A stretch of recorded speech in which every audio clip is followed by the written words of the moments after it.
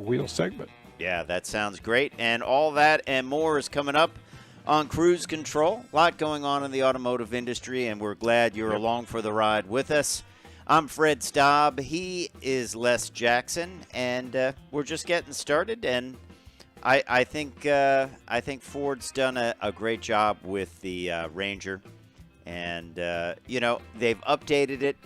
They have such a strong lineup of trucks right now, starting with the Maverick and working all the way up to the F-150 and beyond, of course. But they've done more of a kind of a vertical screen in the interior and just kind of upgraded everything. Just pretty cool. We'll get into the details after the break, but I tell you, they are really batting 1,000, aren't they? They are. They seem to be able to do no wrong. Yeah, exactly. Well, that's all coming up on Cruise Control when we return. As I said, I'm Fred Staab. He is none other than Les Jackson, and we will see you when we come back.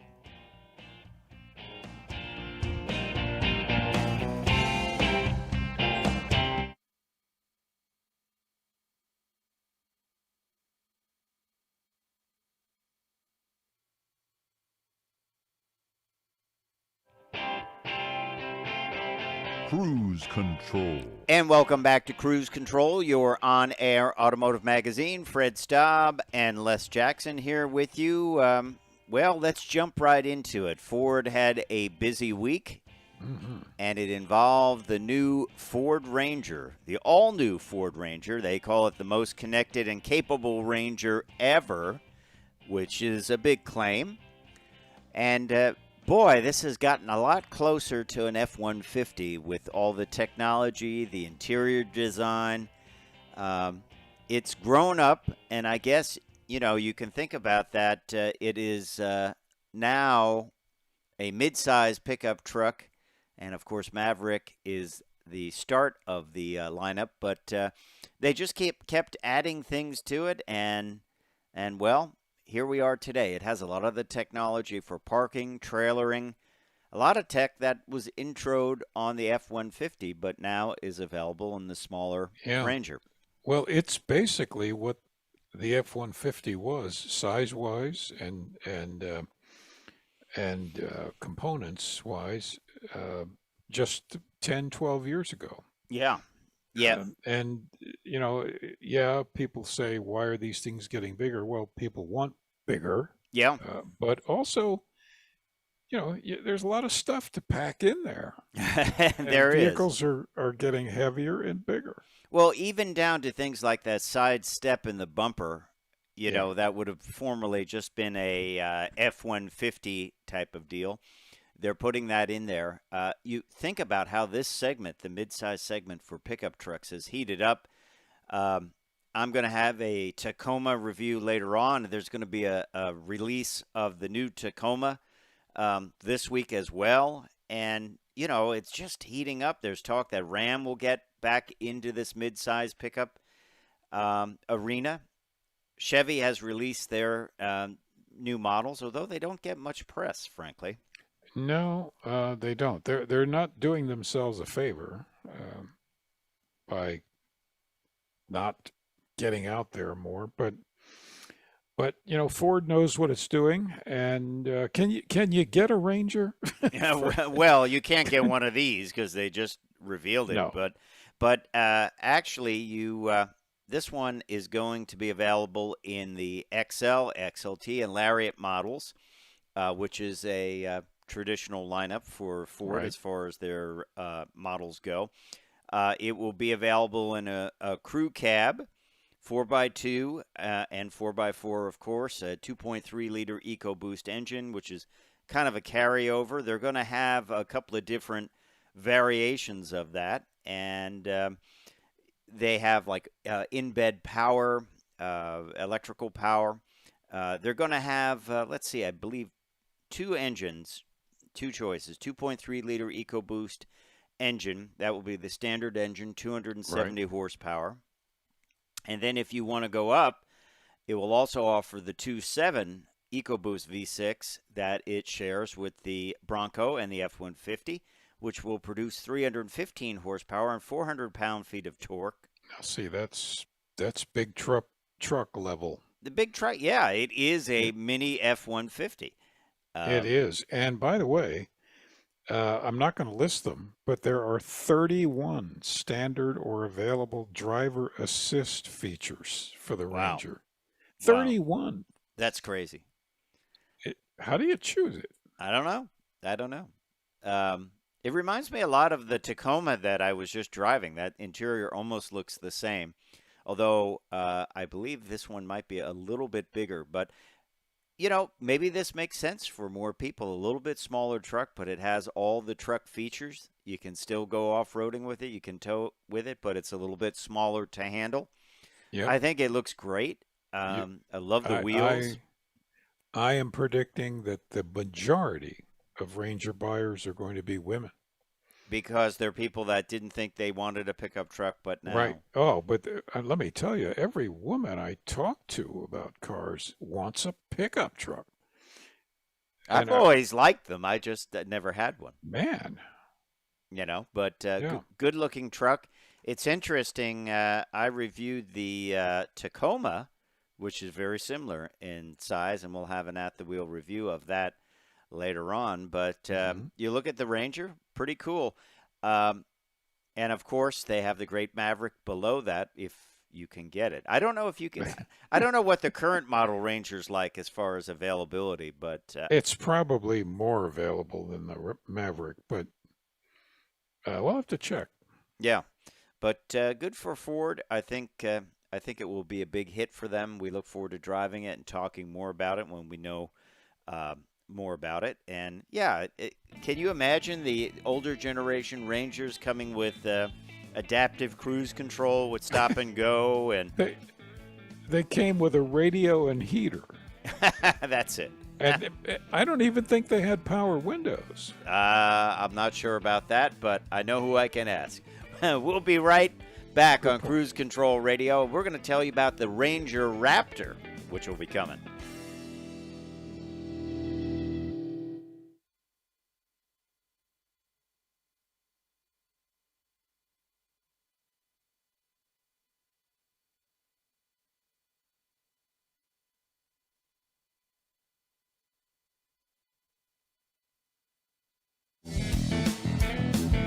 Cruise Control.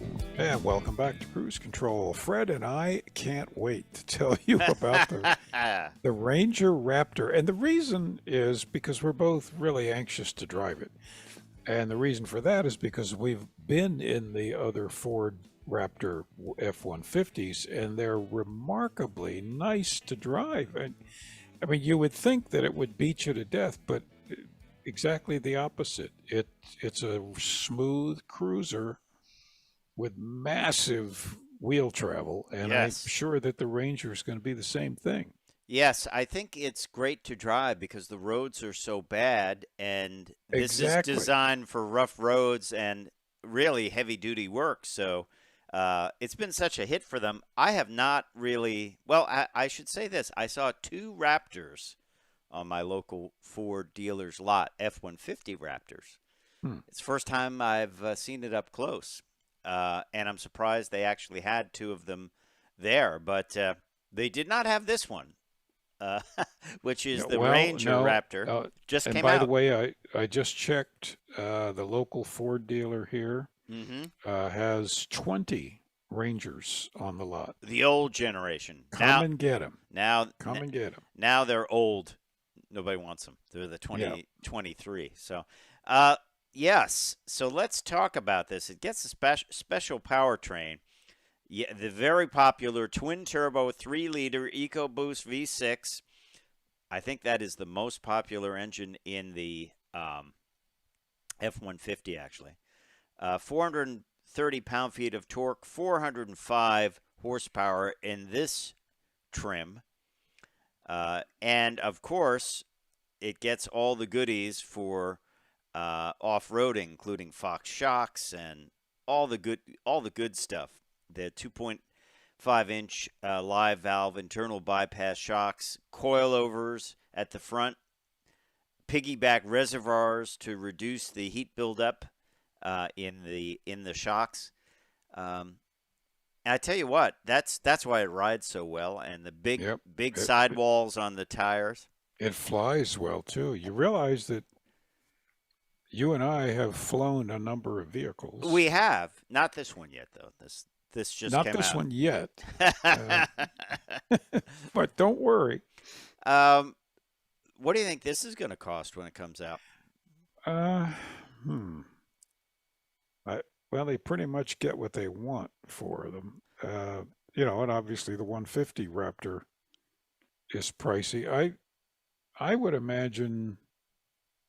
You think you could get one for less than 50? I don't know. Not right away. And well, no. So the Ranger Raptor is built on the fully boxed Ranger frame, which is really great to hear that the standard Ranger is a fully boxed frame. And it's been reinforced at the front frame rails, front shock towers, rear shock brackets, suspension mounting points, and other key areas. So you think about this, like we always say, and I know it gets old, we say it a lot here on Cruise Control, but you couldn't really build this for the price you can buy it at your Ford dealer. I mean, it's done right. This is not a handful of stickers and some big tires. When they reinforce the frame at attachment points, I mean, that's true building of an off-road vehicle, isn't it? Exactly. And you're absolutely right. As you know, I have built some cars, a fair number of them, and you just can't do this yourself for the same money. It's just impossible. Yeah, it is. And these are great deals. And I don't know what the F-150 Raptors are used, but they probably hold their price pretty well, I would imagine. Welcome to the club. Yeah. Everything. It's slowly coming down. Yeah. I'm not a fan personally of all the stickers and things like that on these vehicles. That's the one I tested. I liked it had no stickers. Matter of fact, the two on the lot had no stickers, and to me, that's the way I would get it. So it could almost be mistaken for a regular pickup truck, which I kind of like. But other people, to each their own, they like the big stickers and they call out. They like the big windshield stickers and all that. I know. I don't. Well, my feeling is I don't want to advertise. I just paid a lot of money for this thing. I don't want to advertise for the company unless they pay me. Yeah, exactly.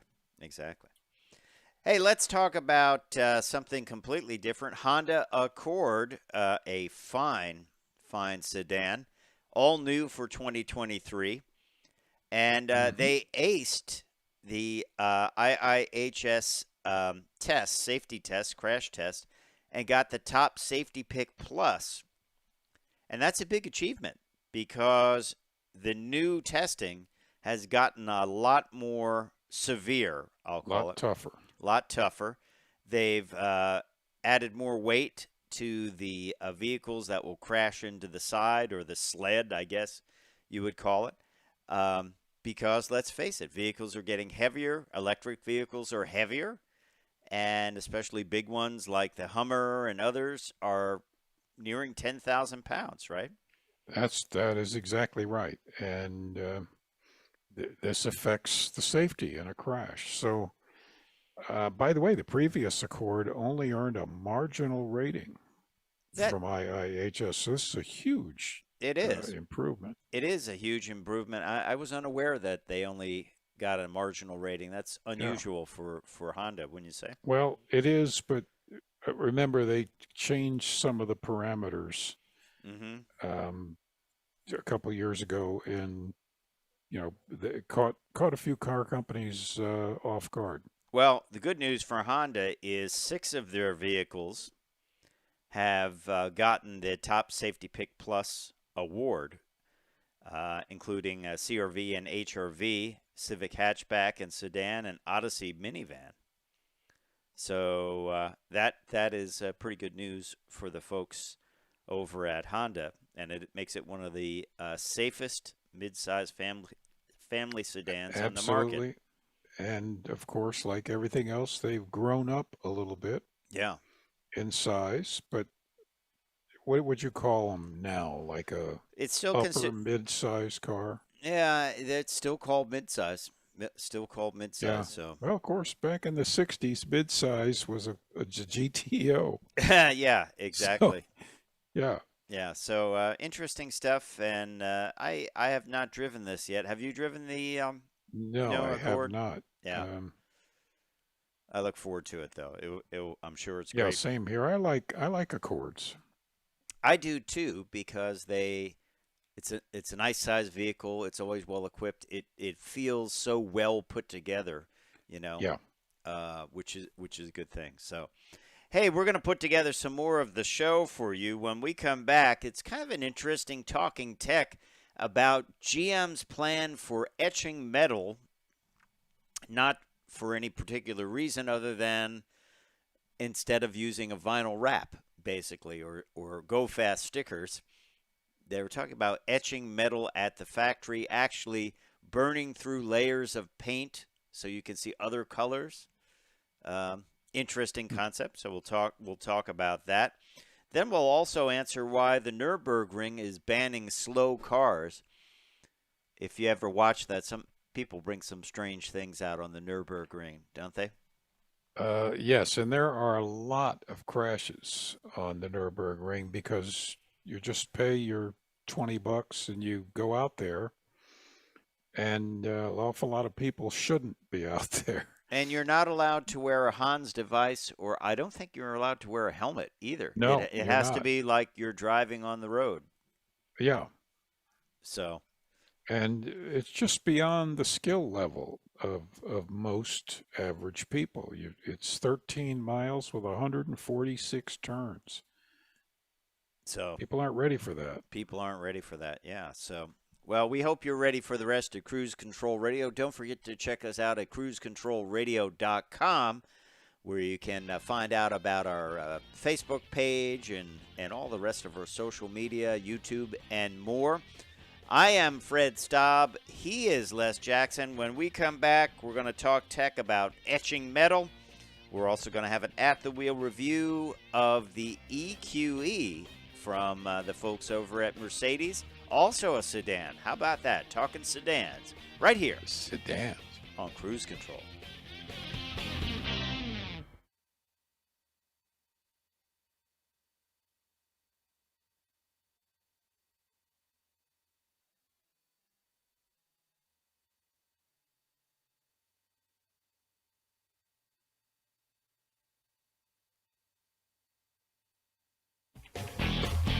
Cruise control.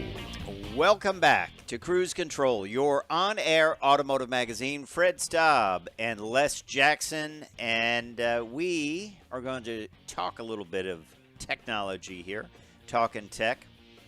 Les, I know you, whenever you get a car, you like to put stickers on it, wraps, go fast stripes. Yeah, yep. Pinstripe. I like to paint the tires.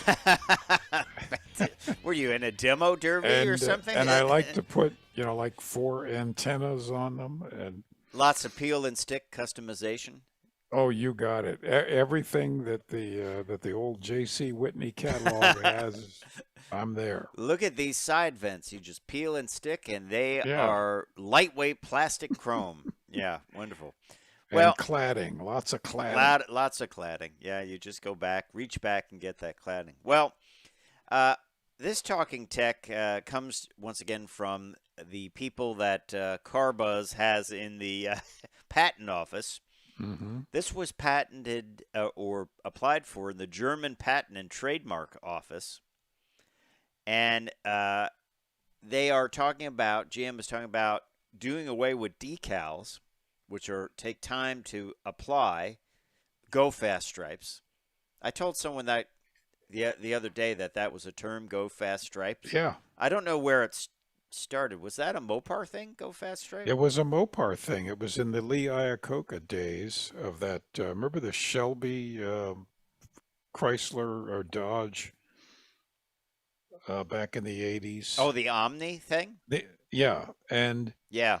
It was just stripes. It didn't. It was just an Omni with a bunch of racing stripes, Yeah. and that was it. Performance. As I used to say, a handful of decal performance. That's right. Yeah. Go fast stripe. Yep. Yeah.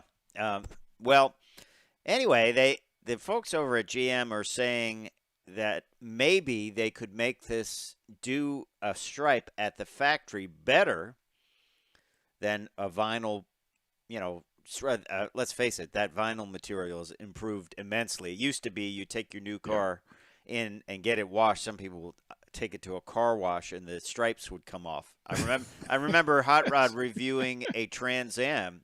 Yeah. And the stickers came off. They took it through a car wash.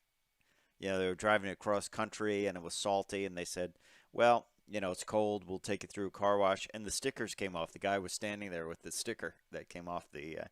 So what they're thinking about doing here in this application is they would etch paint. Now, they might, if it's a metal car, they might actually etch the metal and put like a different texture in it and then paint over it. That's one idea. It's kind of interesting, isn't it? Seems like something you do it for the SEMA show, doesn't it? We're going to see a lot of this. Yeah. And then the other thing is they would etch out the paint in certain areas and show what's painted underneath it. That's sort of like what our friend Kevin would do with his Fotina look, where you paint it 3 different colors and then you sand it at different levels so you can see the color underneath. Kevin Tates, he's a real artist. Yes, make it look like it's been sitting out in the sun for a long time. So there's some talk that you would paint it one color and then see through it, etch through it. And this article, which was in Car Buzz, talks about how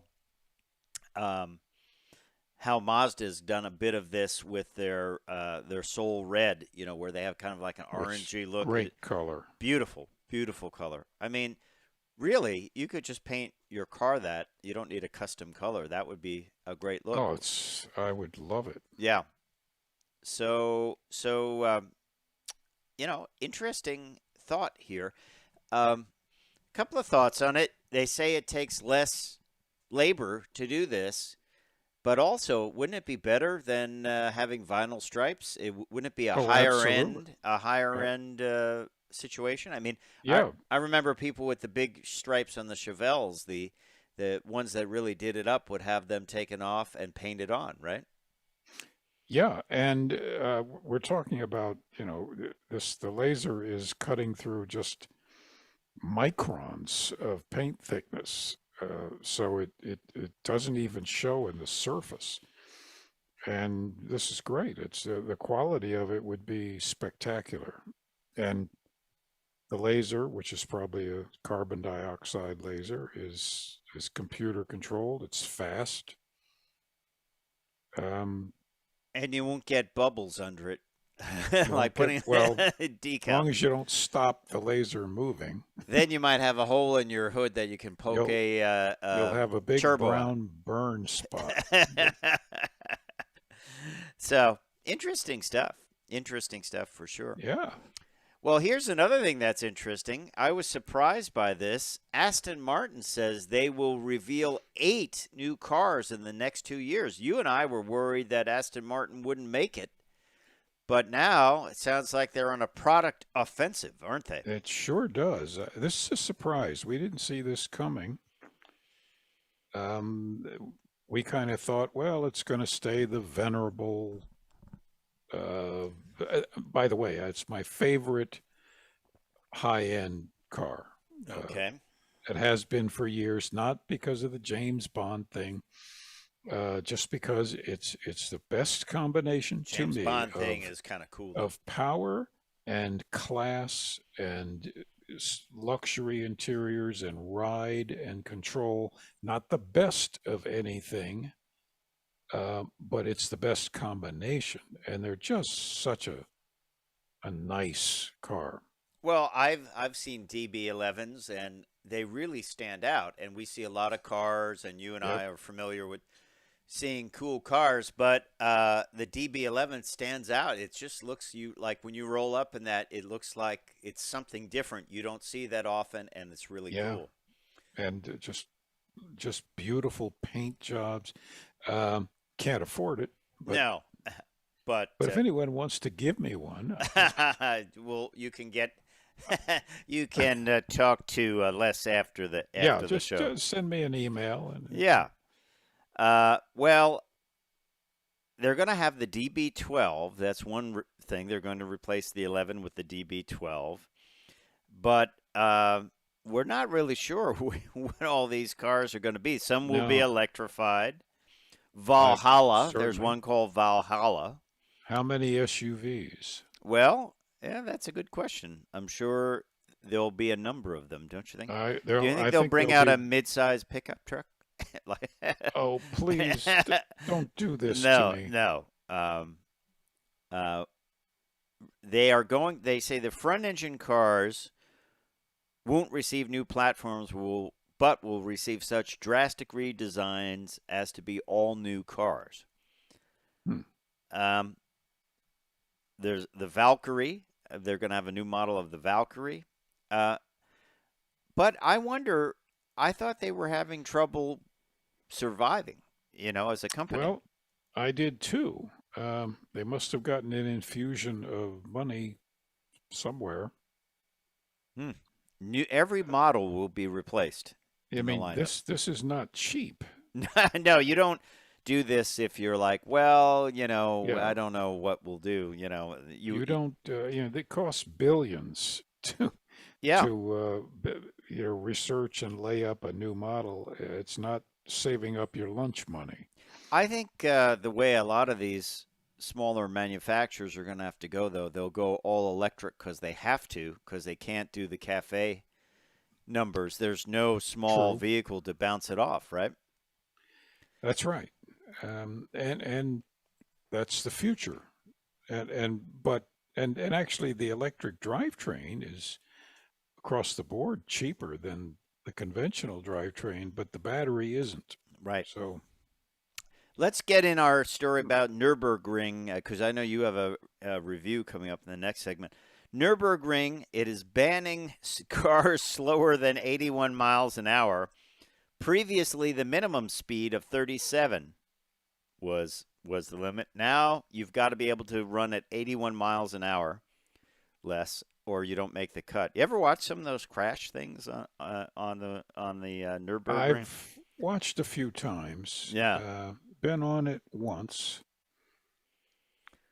This makes sense. During sessions, drivers must be aware of their surroundings. Slow cars must move to the right and are expected to indicate and move over. Drifting is not allowed, Les Jackson.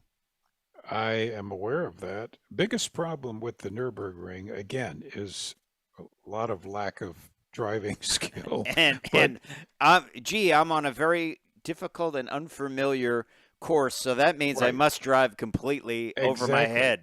and of course, the slower cars are staying on the right. Typically, the turns are mostly right-hand turns, and you need to radius the turns. If there's a slow car on the right, you can't radius the turn. Right. So you go into it hot. And at the wrong... And you learn what understeer is.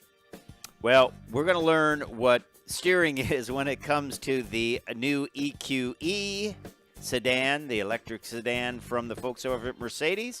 Les has an At the Wheel review when we come back.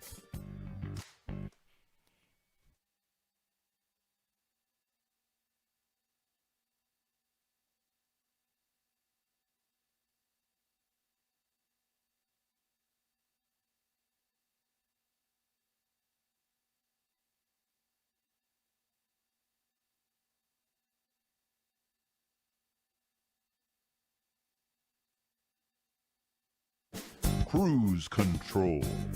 And welcome back to Cruise Control. It is time for an At the Wheel review, and I just happen to have something at the wheel. All right. Well, that sounds good. And this is a pretty nice vehicle. It's the 2023 Mercedes-Benz EQE 500 4MATIC sedan. All right. And it's, of course, one of these sedans which kind of looks like a coupe. It's 4 doors, but the C-pillar swoops down, which I like that look, frankly. Okay. It's quite easy to get into in the back. It's deceptive. You would think you have to bend down real far, but you don't. Okay. Also, you'll notice if you're looking at Facebook or YouTube, the picture of the car, it has big wheels. These are 19-inch wheels. This particular one that I drove is called the exclusive trim package. There are 3 packages. One's called the premium. That's the low end. Okay. Exclusive is the mid-level. Most people get it. And the pinnacle is the high end. Okay. And that's pretty high. But anyway, mine was finished outside in obsidian black. That's a very, very black color that Mercedes uses. Inside, Neva gray with some leather, saddle brown leather accents. And this rather nice wood. You don't see it in the picture of the dash there because everything is lit up, but it's it's kind of a gun stock color wood, very pretty. Again, 19-inch wheels, so they really, really fill up the wells. They don't, electric cars, even though that decreases range, they have not given up on big wheels, have they? They have not given up on big wheels because big wheels give you lots of traction width. You know what else? They keep on rolling. They keep on rolling. Very, very good. You got me. I had to wait to fit that in there. I heard it coming. Exactly. So, and this is an electric vehicle, of course, and it develops 402 horsepower. Wow, that's stout. Does 0 to 60 in 4.5 seconds, and I measured it myself. On your phone? On my phone. Okay. And it's quick. All right. Boy, I just love the acceleration of electric cars. They're terrific. We always say that. People that never drove one, they're like, ooh, they're slow. You gotta, no. You got to get in one. It has a range, by the way, of about 300 miles. Okay. On the battery. Front seats are what they call multi-contour, so you really nestle in. Very, very comfortable. Of course, they have all the functions, including massage. And you see the Mercedes star pattern everywhere. Okay. Even the air conditioning vents kind of simulate the star pattern. Anyway, there's a system in it called energizing air control. So the air is filtered and all of that, but there's a tiny bit of ozone that's pumped in to sort of make you feel more awake. Okay. It's not a drug or anything. Anyway, 300 kilowatt electric motors. People eventually are going to understand kind of what that means. But it means 402 horsepower. And it has rear steering, 10-degree rear steering. Now, is this an option in this? No, this is part of the exclusive trim package. What is that like? Did you get to try that out? Yes. There's one constant radius cloverleaf turn in the entire DC area on the George Washington Parkway. So constant radius means you can go into the turn, hold the wheel exactly in that spot, and it just tracks. Let me just say that steering let me set the record on that constant radius turn. I never was under 60. Wow. The speed limit there is 45. But anyway, we won't talk about that anymore. And Yeah, closed track. Do not try. Yes, special. Closed track professional driver. Do that's not right. attempt. The other thing that it has in the electronics, and needless to say, it has every electronic gizmo. Natural language understanding. Oh. Which is cool. I mean, you could. I actually was trying to just sort of talk too fast and maybe slur a little, and it just picked it up constantly. Talk with I was not drinking. Talk with an English Cockney accent, that type thing. I say, governor. Anyway, the screen is 12.8 inches, which is really nice. But it's the whole dash. It's the whole dash, isn't it? It's the whole dash, but the operation screen is 12.8. You get, of course, ride control. Now I used it in comfort mode mostly, but you have sport, eco, individual driving modes you could set. Right. So I like comfort. It has active brake assist, of course. It has Parktronic, which is that bird's eye view and all of these. Which is really great. It's a wonderful system. Yeah. Again, Nissan developed that originally. Exterior acoustic pedestrian protection. It means noise. Makes a noise. Makes a noise that you can't miss. Yeah. A Burmeister sound system. Lovely. Yep. By the way, this thing is so quiet inside. I bet. Just incredible. What noise does it make outside? It's kind of like a bird tweeting in a distance. Okay. It's not super pleasant, but it's meant to catch your attention. It has ambient lighting that you can set in 64 different colors. Try them all. Well, it's like, come on. It's like a disco from the early 80s. Yeah. Fingerprint sensor for biometric authentication when you want to unlock the car. Wow. I mean, this is amazing. The front panel that you see in the picture, if you can see the picture, with the Mercedes star, that's the only option in this. It's $300. To get it lit up? No, just that star, that front panel. When you say front panel, the grill. Oh, the grill. Okay. Yeah. Sorry. And by the way, let me give you the price on this thing. This is all of this for $88,000 even. Okay. And all of the vehicles are destination charge of $995, which is a deal these days. It really is. And once again, 0 to 60 in 4.5 seconds. Wow. Nice car, really nice car to drive. What was the range again? 300 miles. All right.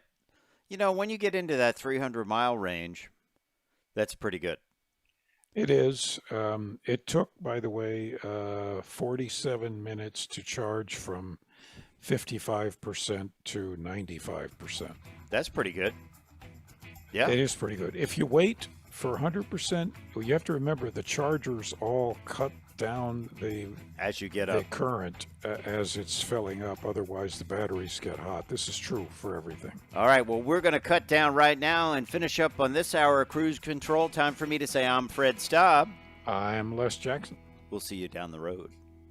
Bye.